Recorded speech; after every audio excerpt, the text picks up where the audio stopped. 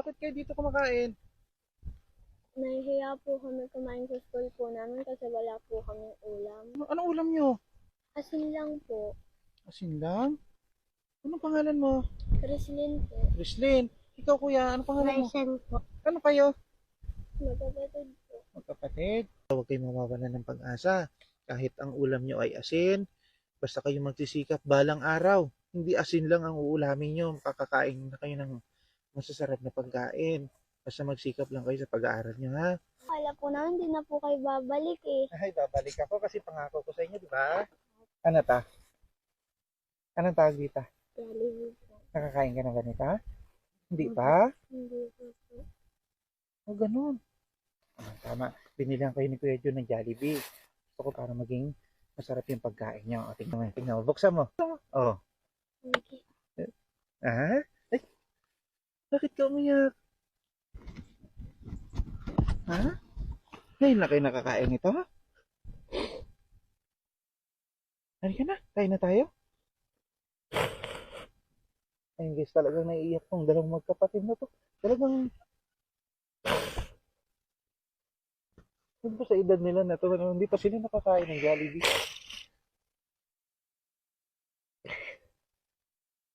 Hindi ba kayo nakakapunta ng bayan?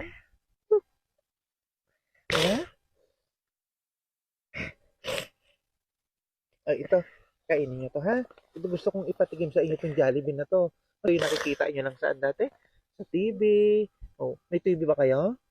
Wala rin. May kuryente kayo sa bahay? Opo. Wala rin? Opo. Huwag ka na umiyak, kuya. Ha? Kung may matira kayo, iuwi nyo doon sa kapatid nyo para may makain kayo. Oh, ngayon, tignan nyo. Oh, dali. Hindi na po namin kakainin. Doon na lang po sa bahay para sabay-sabay po kami magkakapatid at magulang ko po. Napakabait naman itong bata na to. Hindi pa rin ba nakakatikim yung mga kapatid mo ng ganito? Hindi rin po. Marami naman to. Oh, marami yan, oh. Okay lang po. Ha? Doon na lang po kami kakain para sabay-sabay po kami. Marami yan, oh.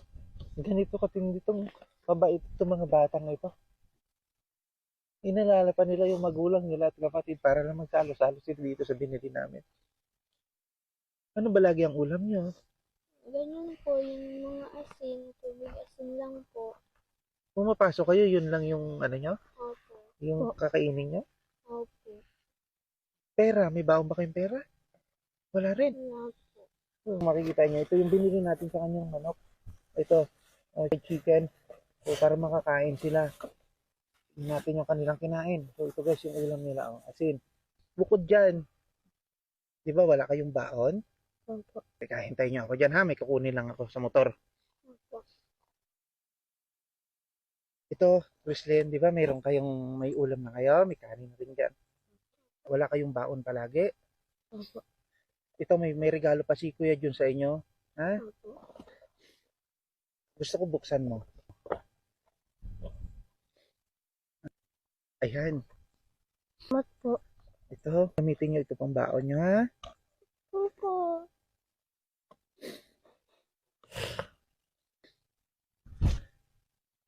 Nagdadamayan sila talaga magkapatid guys. Kung mapapansin nyo, nadamaya yung ate niya kasi umiiyak. At hawakan nyo ni Maraming salamat po sa inyo. guys. Ngayon ka lang ba nakakuha ng ganitong pera? Opo. Ito magagamit nyo ito pang baon. Ngayon lang din po kami makakain ng mga Jollibee po. Salamat po at nadaanan niyo po kami dito ng kapatid ko po. Malaking tulong po itong naibigay niyo